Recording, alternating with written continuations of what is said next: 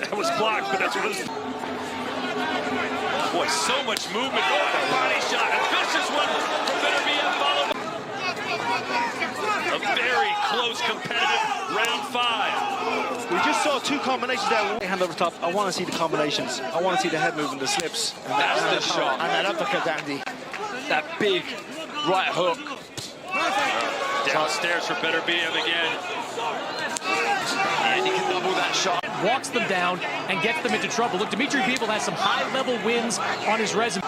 And as soon as he lands him, Beterbiev doesn't flinch. He comes right back just like this. Again, we spoke of this in a week. Mano and prove to the world that he is the undisputed champ. It's a good round. He's had to do a lot of work.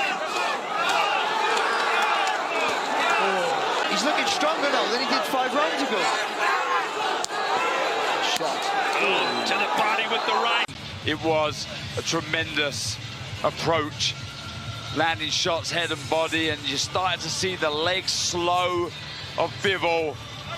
He needed that, didn't he, Barry? Yeah, well, he did what champions do. They respond in the right way, and he knew he had to bite on the gum shield and work. He's in the corner now, absolutely exhausted. They're fanning him with a towel, but he knows he needs a big 3 minutes. These 3 minutes can define either fighter's career for the rest of their life. Did you feel his power at any point during the fight? Yeah, of course, he's powerful, very powerful. And you see, I have a bruise from my